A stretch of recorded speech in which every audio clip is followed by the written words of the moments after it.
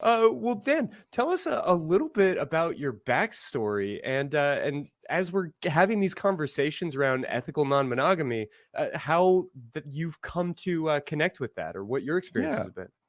Well, okay. So I was born and raised Mormon here in Salt Lake City, Utah, and so it's funny because you want to talk about pushing socio-sexual boundaries. Like Mormonism was on the vanguard of that back in the 1800s. Yeah.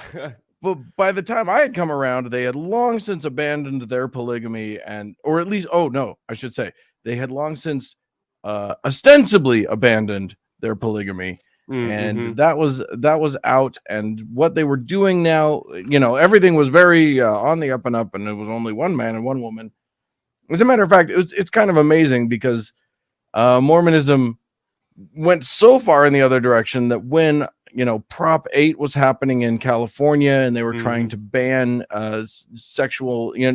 homosexual marriage and all this sort of thing, the Mormons were the ones who were talking about one man and one woman and it's the only way and blah blah Oh, for blah. And sure. it's like, you Not to dudes. mention like fight the new drug and this like anti-pornography movement and all of these kinds of things. Oh, they are on the forefront of being on the back of retrograde, of being backward looking. Even though Very they don't chaste. want to look, they do not look back far enough to see their own history, which is a cute little problem that they have. So yeah, I was raised in that. I grew up. I was Mormon until I was about 19, which is the moment when a young, good Mormon boy is meant to go on a 2-year mission out into the world somewhere, which I wanted to do real bad. Mhm. I was ready. I was relatively devout up through that moment, but I had started to have some questions. I didn't want to go on a mission and teach people the gospel if I wasn't positive that I was right about it. So I'd been praying because Mormonism, like many religions, has this promise that if you pray enough and if you if you're sincere, then God will reveal Himself to you. And He hadn't done that yet for me. I didn't feel so. I just needed to make sure that I had an undeniable confirmation, and didn't come.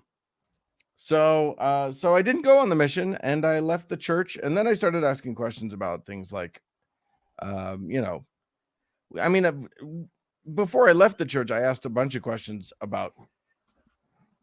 I had gay friends. I'm a theater guy. I'm an actor, so I had all these gay friends, and I was like, Mm. these guys are not. They're trying. They're not.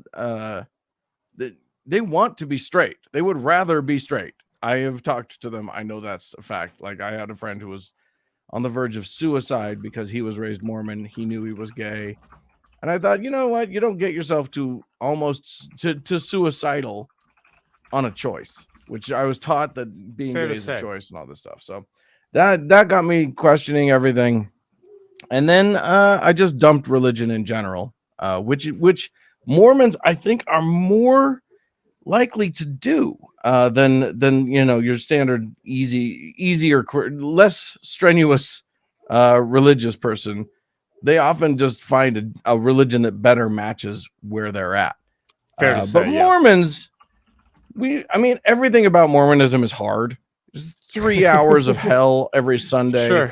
They expect so much of you. If you don't pay a solid 10% tithe, they fucking hound you about it. They know everything. So it's just so literally like when you leave Mormonism, you genuinely look at your life and go, is this God thing even real? Is it possible? And I left and I was done. So then I was just out in the world trying to make my way as a burgeoning little atheist. Oof. And that was like 150 years ago. Fair enough. Well, and then how did you get introduced to ethical non-monogamy? You don't have to go into too much detail, but what does that look like in your life right now? No, okay. So the story is this. I am married. This is my second wife, Mhm. I divorced my first wife. We were monogamous, my first wife, and my second wife and I were also totally monogamous. And then we were going to go to Burning Man for the first time. We had never been, but a friend gave us tickets, and we thought, well, okay, we're definitely going to check it out. So monogamous, And but maybe not entirely like vanilla and square. we had been to some parties where like things got like a little nakeder than normal. So A yeah, little maybe not. nakeder than normal. I like it. Yeah. So yeah, we had a few experiences here and there, but here's the thing about Burning Man. I was doing research and I was like trying to figure out like what should I expect. And one of the things that I read was I read a blog post that was like, just so you know, if you're going out as a couple, there's a lot of sexual energy out on the playa, so you should probably like know what your boundaries are. And I was like, oh, that's actually really smart. Let's know what our boundaries are. And I started a conversation with my wife. And You know, the if more conversation, couples had that conversation, I'm sorry to interrupt, but if more couples had that conversation before somebody crossed the boundary, I would right? be out of work as a couples therapist. 100%. This was I'm so glad, honestly, that I had this impetus to have the conversation, because I started, I was like, well, we were at that party once and we were naked and I kind of touched that girl's boob. And so I had done some stuff before. We had both done some stuff before we had the conversation. So like you say, probably a bad idea. And I was like, was that okay? And she was like, actually, yeah, that's fine. And I was like, okay. And she was like, well, what if I touch a guy and and I was like, I just sort of absorbed that question, Mhm. and it was like, yeah, I guess it's probably fine. It's just fun touch. And then we just kept pushing the boundaries. We just kept going, well, what if this? What if that? What if this? And eventually we realized that, like, okay, well, here's the deal. If you come back to me at the end of all this and everybody's safe and nobody does anything that could get anybody a disease, go have fun. That's where we landed, at least for Burning Man. But it opened the conversation to something bigger, and neither of us did anything that Burning Man, and neither of us did anything for like well over a year. Neither of us was like, yeah, it was this weird. But the Thing. seal's been broken, like the question's been asked. The question's been asked, but we didn't rush out to go and play in this new playground that we had found. And then eventually we just something did happen, and we realized that, yeah, okay, so how do we feel about that? And it was just, for us, it's just been this constant conversation, and there have been some rough patches, and there've been some weird moments in that journey.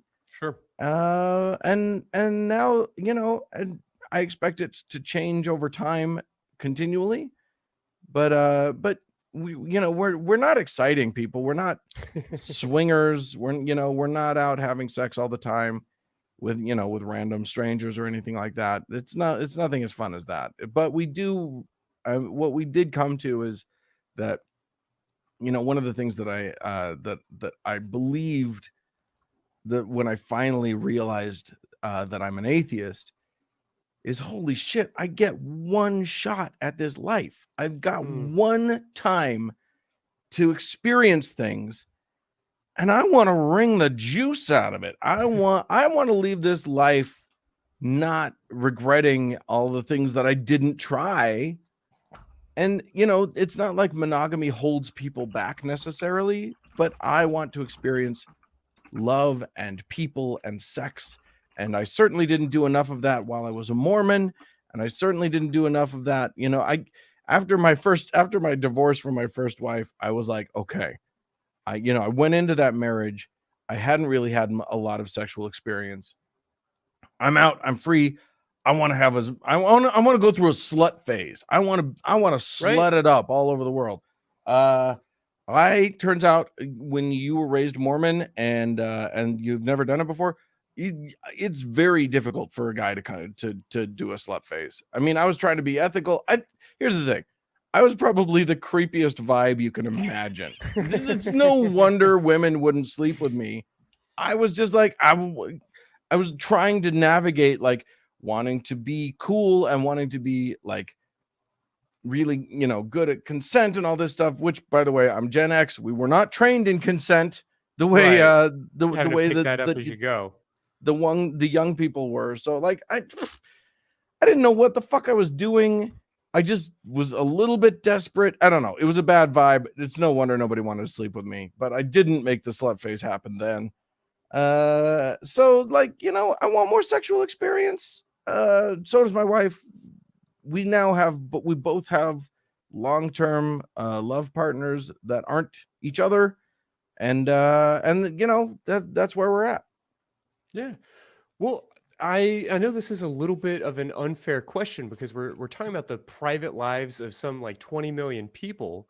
But if you've just sort of described your relationship with monogamy, I'm interested in what like the modern LDS relationship with monogamy actually looks like.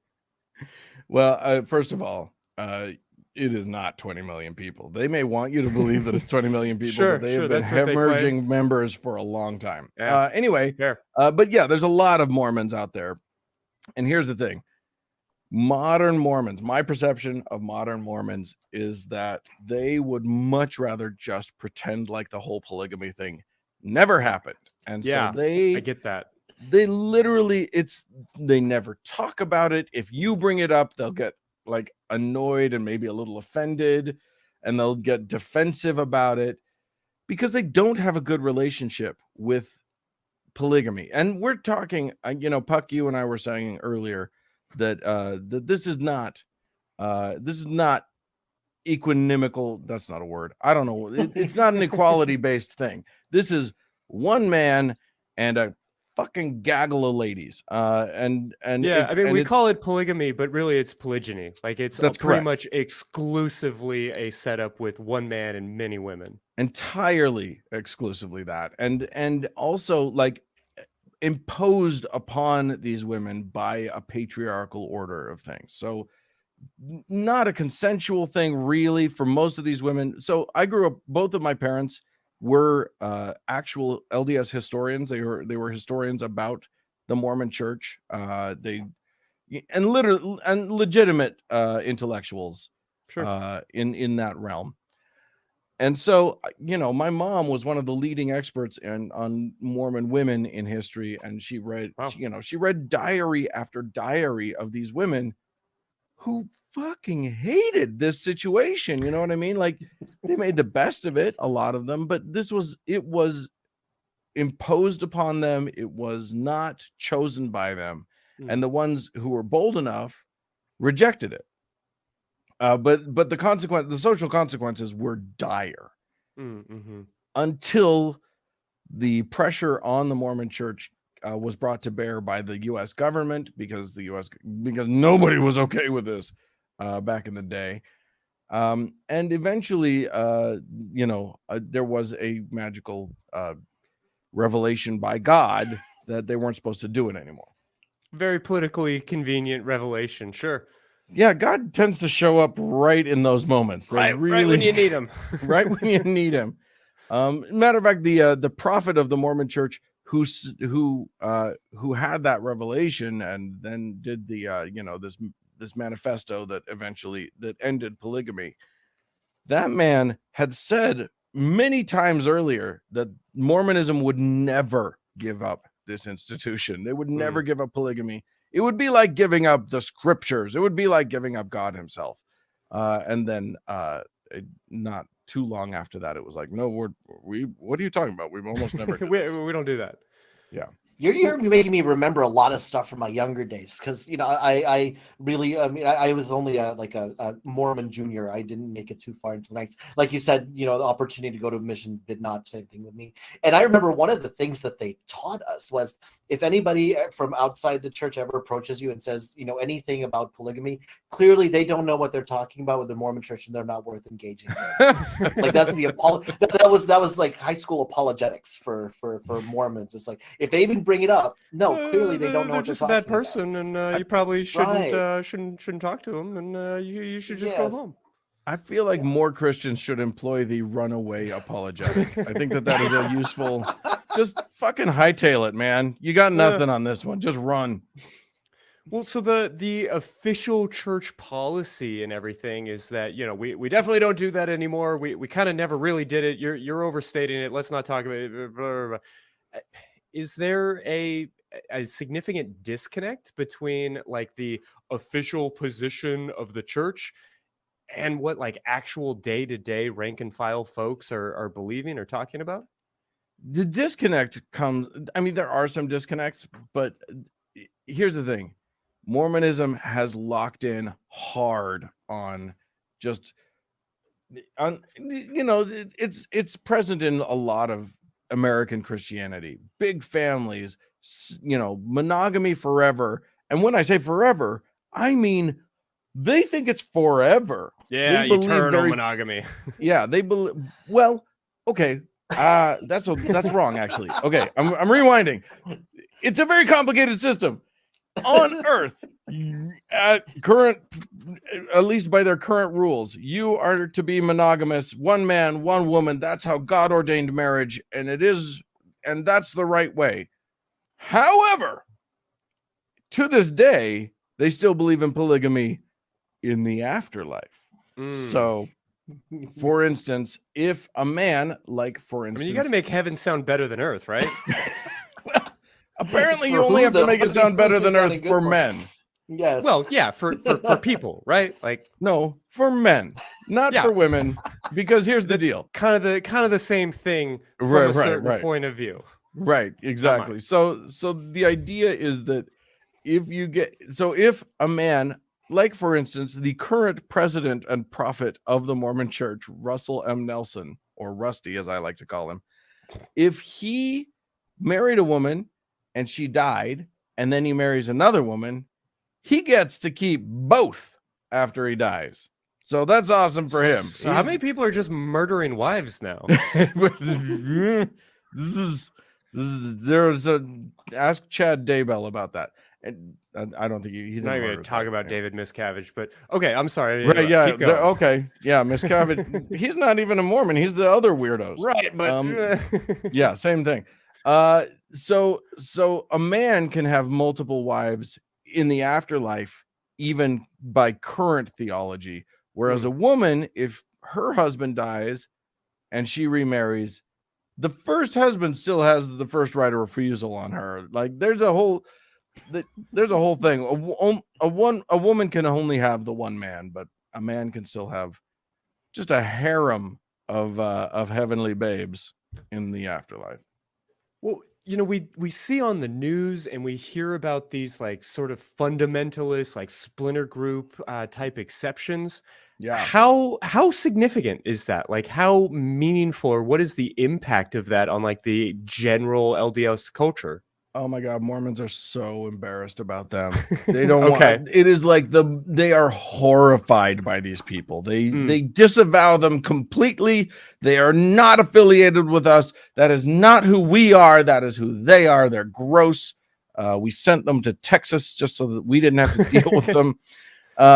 So like, Mormons completely, they literally will run as far from that as they possibly can. Okay. Never acknowledging that is a deep part of their own history, and like, sure, they'll sort of quietly say, "Well, yes, I am a child of a polygamy. My grandfather and my great grandfather both had 12 wives, but now we don't do that anymore, and it's horrible. And those people should be ashamed of themselves." Yeah. However, see, now you got me all talking about all the things. In Utah, what's really weird is a lot of Utah politicians have sort of quietly been okay with certain laws that made it easier for the polygamists in Utah to skate under the radar. So laws about marriages for people like under 18 are like, oh, well, we'll be okay with that and stuff. And and the thing is, I'm polyamorous. I would be great if they would decriminalize it. If they would make marrying multiple people legal, I'm on board. But the Mormons themselves are not. Because they are trying so hard to put forth this distance opposite image. that way. Yeah. Yeah, well, how has the historical practice of plural marriage impacted modern day thinking? I mean, you make it sound like there are some really strong taboos, but that there's also some kind of hush hush beliefs at work here. You know, I don't. Here's the thing. So I told you about my mom. She's the historian. So like she's horrified by anything other than monogamy. Sure. I'll be honest with you. I hope she doesn't Google my name anytime soon, because she wouldn't be okay with my current lifestyle. Sure. You know, she's 86 years old now, so she's of a different generation. I think that that's pretty telling, that she's very liberal. She's incredibly liberal, but she's a second wave feminist, and we're into a different wave. And you know what I mean? Like Mm-hmm. she sees it in a different way than I do. And I think that Mormonism in general, excuse me, even liberal Mormonism is very is not great about looking at this. And so I think that I think really the way that Utah as a state has decided to look at the concept is literally just blinders. We're not even Mm-hmm. going to talk about it. We're not going to think about it. We're just going to put our fingers in our ears and never hear about it again. I mean, it's just like you said, they run. You know what I mean? Yeah. Like, I mean, Puck, you were taught specifically, get out of there. No, I definitely wanted to weigh in on this one because there's a lot of people who resist the idea of polyamory today, and one of the reasons they bring up is because, and you pointed this out, Dan, that we could hardly call 1800s polygamy from the Mormons. We could hardly call that consensual, right? That was Right. They were very much thrown into that, and there are a lot of people who still associate polygamy with. There's no possible way that all the women in that group are genuinely consenting to sharing or having a sister wife or anything like that, even though it is absolutely possible. And then there's still the idea that this is what people think of when they think of polyamory, is one man, many women, instead of thinking about the many different kind of polycules that exist. Yeah. Yeah. And it's telling also that, you know, I mean, Utah politicians, like you were saying, this is how different modern day ethical non-monogamy is compared to what polygamy was like back then, because they're not encouraging this kind of new lifestyle and new ways that people are thinking about relationships and about polycules. I lost my train of thought on there, but just knowing how different that is, but how much people still assume that it is like what happened in the 1800s. Well, and that's really the conversation that I was looking to have when Dan and I were preparing for this episode, because I know for myself, like being on dating apps as a polyamorous person and having people mention polygamy and kind of conflate those two was incredibly frustrating. And I think, Puck, you did a great job of sort of putting into words why that felt so irksome at the time, because I honestly struggled a little bit with like, well, why is that specific word so problematic? And it's because of the associations with Mormonism and these different things. So we'll definitely talk a little bit more about modern day polyamory here in just a moment. But I guess I wanted to highlight also that as a couples therapist, I don't want to be indelicate, but I have been approached by a like kind of shocking to me number of still practicing Mormons who know that I specialize in polyamory and who want some support in approaching that kind of thing, but that are not willing or able to be polyamorous in this sort of like open, ethical, non-monogamy type of way. There is like much more of a, is there a way possible for us to like cut a hole in the fence for us to sneak through? But we don't want to dismantle that fence. We don't want to do anything to like change this system. And I'm curious, with y'all's time in that community, if either of you have kind of heard those conversations or been part of those sorts of things. I love that you have that access to that little window into Mormonism. Here's the thing, there's a history in Mormonism of trying to get around the deep fundamentalism and the orthodoxy that Mormonism demands of you. Sure. and finding loopholes is huge in Mormonism. I never need to that. talk about like soaking and these Let's different not bring that up. practices. Oh my goodness. Oh my God, That's a it is thing. so great. I just barely recently learned about the new thing that they're doing, which is soaking, but you know, soaking is where he goes into her, but like they don't move so that God can't see. It's not actual sex because nobody is thrusting, That's right. apparently. That's right. So the new thing is jump humping, which is a soak, but you get your friend to jump on the bed while you're doing it so that they're the ones doing the motion. So as not to offend God. This is like entry level threesomes. It sounds like. Yeah. Oh my God. Right? Yeah, absolutely. Well, So I it doesn't mean, just to say, Daryl Ray, the founder of this show, has talked before about how like it would be immoral for him to look at pornography. But if he's just walking around campus and just so happens to catch a glance of the wind blowing a skirt, then that would be, you know, he can't possibly help that. It's just that that notion of like, well, it was kind of a predestined thing that was out of my hands. right. Just madness. I mean, And really, it's God blowing up the skirt, so clearly Right. God wanted you to see it anyway. Yeah. You know, and of course this is on everybody's mind, but I would be remiss if I didn't at least put some mention to the fact that if they had a proper sexual education growing up, Sure. they would realize, you know, even if this isn't, you know, strictly speaking, God counts this as sex, you can still pass on diseases and you can still get pregnant using soaking or whatever. And this is modern, but of course back in my day there were a whole bunch of workarounds also, which we won't discuss too much about my personal life tonight, but yeah, this is in a long list of things that us young people, Mormons, have tried to work around the rules. Yeah. See, I did it all wrong. I never looked for the loopholes. I just like touched a boob and then felt awful about myself Right. for Yeah. a month and a half or like it's not like I stopped myself from doing a lot of the things, but man, did I give myself so much guilt about it. And I so pity these women, these girls that I was dating when I was a teenager. And I would like, we'd go do a thing that, you know, teenagers are genetically programmed to do. Never full on penetration, by the way, but like the things that lead up to it. And Sure. and then the next day she'd be feeling great. And I would be like, we can never do it again. Oh my God, it was the worst thing ever.